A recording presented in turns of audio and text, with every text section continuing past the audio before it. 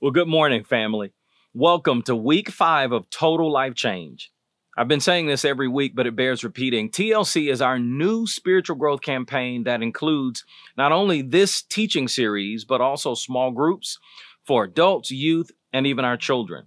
And the purpose of this spiritual growth campaign is to provide all of us with the necessary tools and resources and even teaching to transform our lives in 4 primary areas: fitness, faith, family, and finances. You know, so many people desire complete transformation, but they often don't know what it takes or even how to go about it. This is why, if you're struggling with the same issues and genuinely desire complete transformation, this teaching series and these small groups is for you.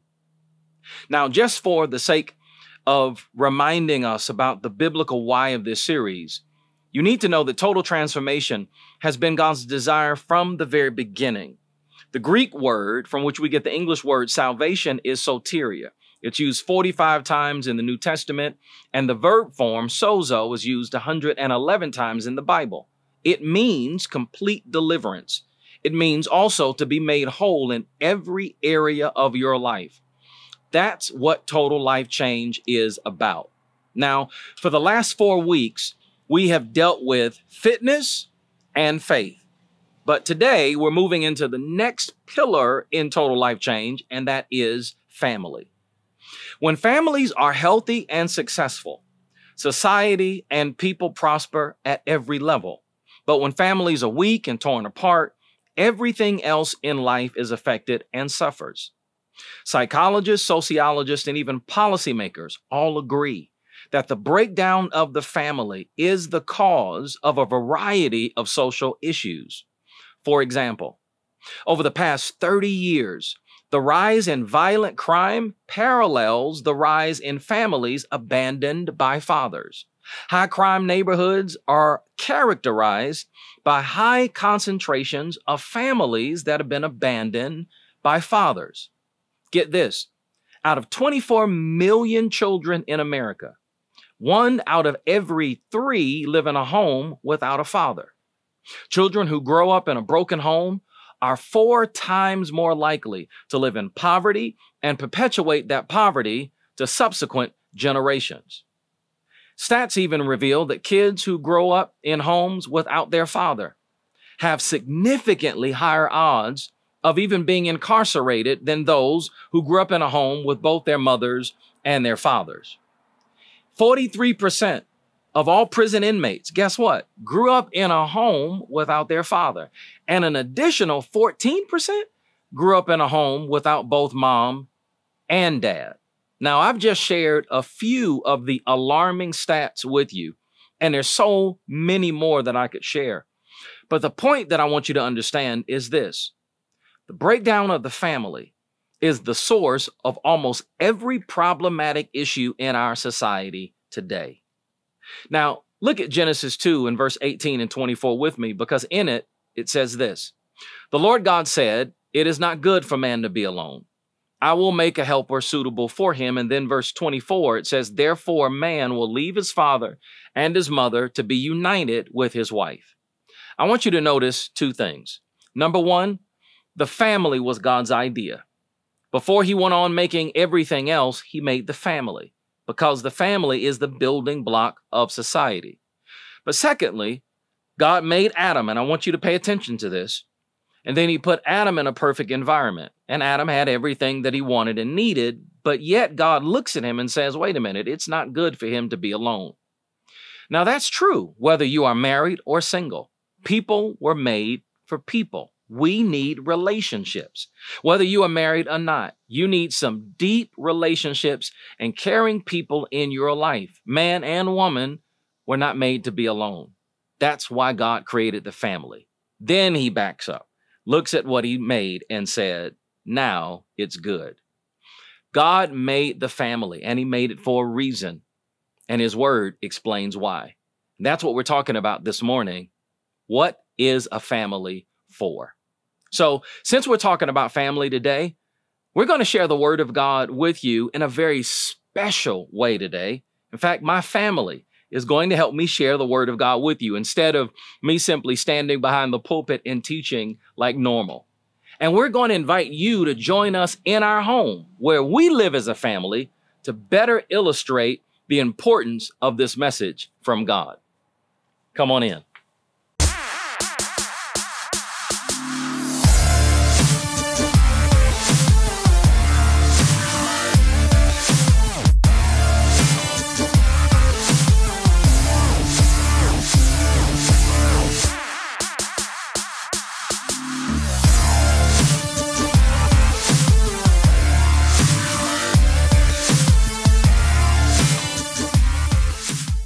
So what's a family for? Well, point number one, a family is to be a shelter in storms. Now, we are down here in our basement where my son Ethan practices his drums. But this is actually the space where we are supposed to come for shelter when a tornado or the storms are happening in our area. The point is, we all have storms in life because life is tough. It rains on us, it pours on us. Sometimes we get deluged and we go through difficult times. It's just a part of life. Things don't always go the way we plan them. And when that happens, we all need a place of protection, stability, and security. In Proverbs 14:26, it says, "Reverence for the Lord gives a man deep strength. His children have a place of refuge and security." Note that in your outline, refuge and security. Do your children have a place of refuge and security? Do you? Is your family that place? The Bible says that God created the family to be a number of things, but one of them is to be a shelter in storms, because we all face storms of different types: financial storms, physical storms, emotional storms, and many more. But there are a couple of particular types of storms I want to point out to you this morning. Number one, change is a storm. We go through challenges in life. We have illnesses, we have deaths, we've got graduations, we change jobs, we move from city to city. All of that is a storm in a sense. And there needs to be a place that no matter where the house is, that there's a family in it that you and I know that we can count on when change comes. When change comes, we need a place of shelter in those storms. But number two, failure is a storm. The truth is, we're not always winners in life. We lose sometimes. Sometimes you get turned down for the promotion that you really wanted on your job, or maybe you get an F on a project at school, or maybe you don't make the team, or maybe your team has a losing season. The point is, things don't always go as planned. And you can handle a lot of failure in life if you come home to hugs and support. You come home to a place that's a shelter in times of storm. In Ecclesiastes 4:9, it says, "Two are better than one, and if one of them falls down, the other one can help him up. But if someone is alone and falls, it's just too bad because there's no one to help him." I never forget my son, Ethan, in one of the early seasons of playing basketball. Man, they had a losing season. It seems like every game they played in, they lost. And the truth is, we were not there because they were losing. We were there because we are his family. So no matter how badly they lost, he could always look to the sidelines and see us cheering him on and encouraging him and rooting for him, because that's the point of family. Here's another type of storm. Rejection is a storm. Now, this is probably one of the most difficult storms to handle because we hate to be rejected. We don't like being put down and ridiculed, even criticized. But guess what? Family is supposed to be that storm protector, meaning that when people ridicule us and put us down and criticize us, we know that our family has got our backs and will support us no matter what. This is why the goal of most board games, and even the games we used to play when we were growing up in the backyard, revolves around getting home. Because when you're home, you're safe. Homes were meant to be places of shelter and safety, particularly in storms. Because you know what? It's safe to be vulnerable at home. It's safe to be transparent at home. It's safe to cry at home. That's what homes are for. They are shelters in the storm where you can let your guard down and be consoled and comforted and cared for. Now, my wife is going to share with you the next point. What's a family for? A family is a learning center for life. This is my husband's office. This is where Bishop spends a lot of time praying and reading and writing. This place is full of books because this is a learning center.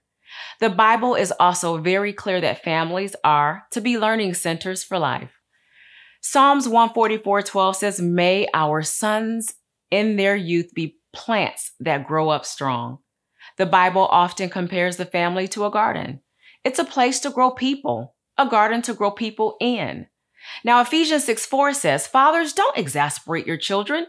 Instead, bring them up in the training and instruction of the Lord." Pay attention to those two words, training and instruction. Those two words are important because God intends our families to be learning centers for life.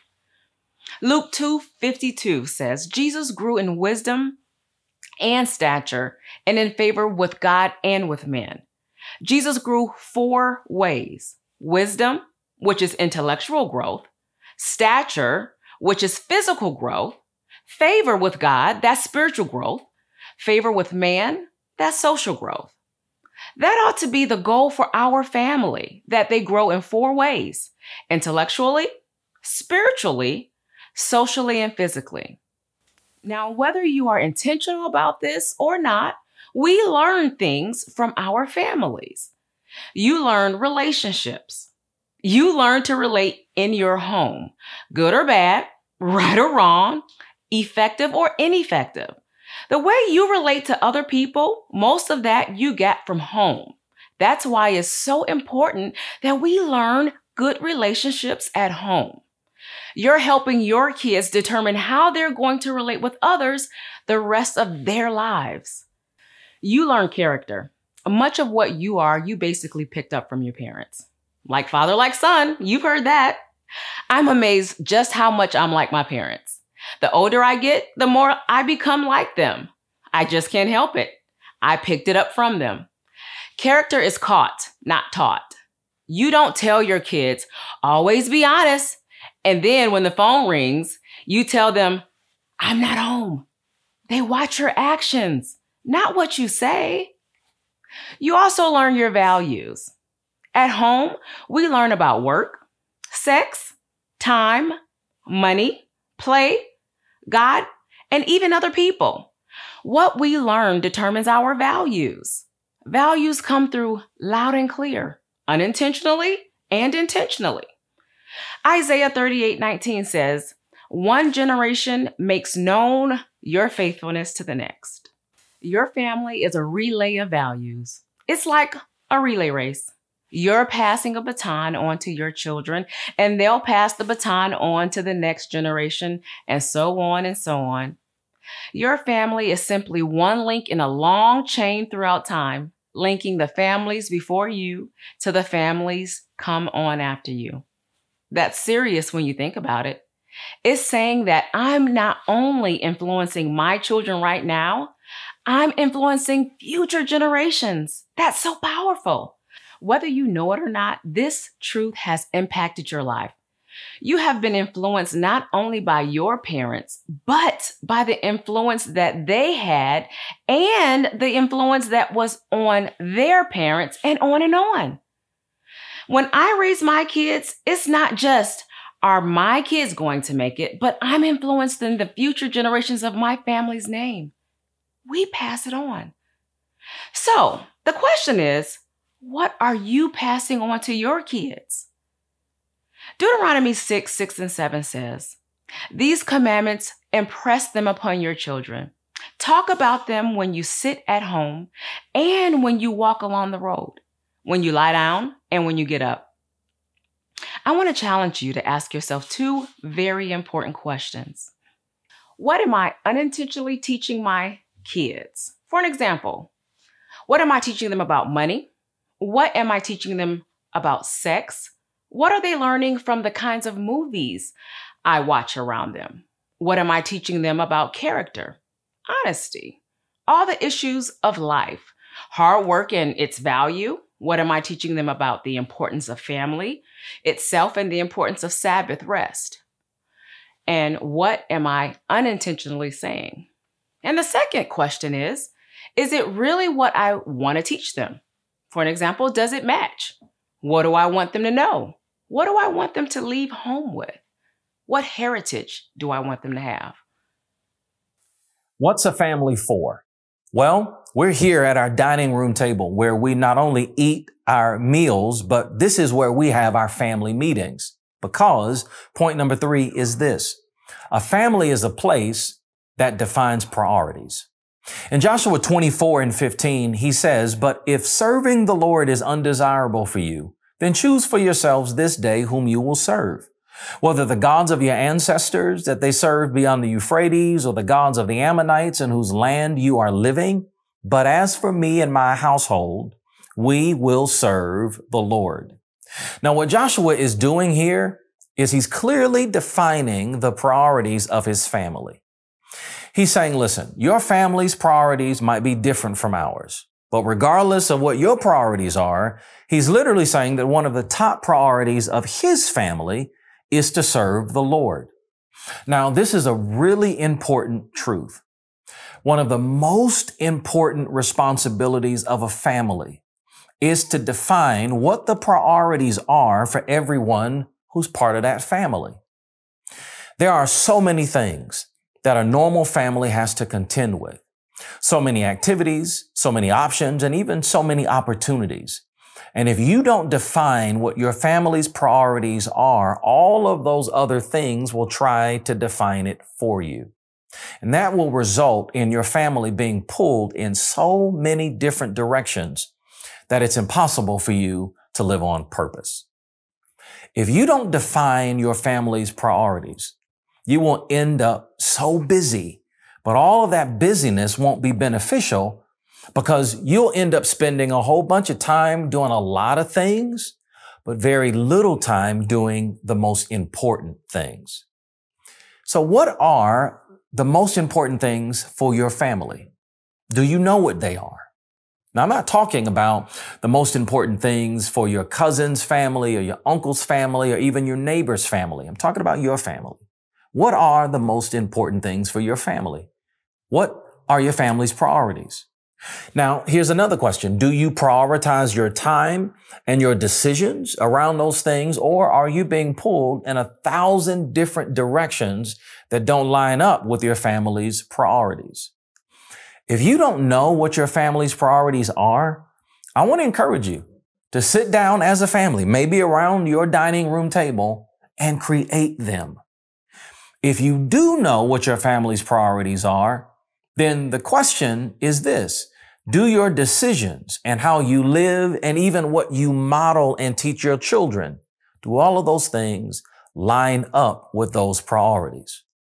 This is what God means when he says in Proverbs 22 and verse 6, "Train up a child in the way that they should go, and when they are old, they will not depart from it." If you define what those family priorities are, and if you live them, model them, and teach them to your children, they will reap the benefits of them for the rest of their lives. What's a family for? Point number 4, a family is a place to play. This area is where we play often. This is one of our favorite board games, Monopoly.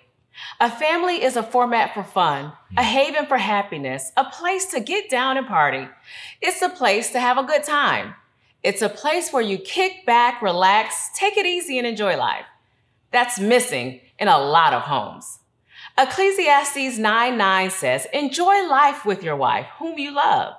You know, I always think about Proverbs 5 and 19, and I love the Good News version that also says, "Be happy with your wife." Amen, right?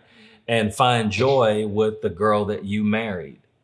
Now, some of you probably seen these bumper stickers on cars, and they say things like, "The family that prays together stays together." Well, I think that's true, but I also believe the family that plays together stays together. In so many homes, the basic problem is that they simply need to lighten up. And it starts with the parents. We've got to lighten up and have fun with our kids. It's often good to just relax and enjoy things. I remember growing up with my mom and my stepfather, and every summer we would take trips to Kentucky to visit my stepfather's family. And that car ride was so fun because my mom and my stepfather would be in the front seat singing their favorite songs, and my stepbrother and I would be in the back seat laughing and just having a good time. And I always have that memory because those were moments of fun. And it started with my parents. Do you have fun with your kids? Do you enjoy your family? If you don't have fun with your kids, don't be surprised that when they grow up, they don't care to come back home and visit. Kids want to be where the fun is. Eden, do you have fun here at home? Yes, I have fun when we play games and travel together. I have fun when we watch movies together, and I also enjoy when we laugh together and simply just enjoy one another. That's good. The point of us sharing this is because we want to encourage you to enjoy the family that God has given you. The Bible says your children, if you have them, are a gift. Psalms 127, 3-5 says, "Children are a gift from God. They are his reward. Children are like sharp arrows. Happy is the man whose quiver is full of them." That's a good job, bud. Listen, I'm increasingly aware that my kids are only here for a season. They're not going to be around very long. I wish I could slow them down from growing, but they're growing up fast.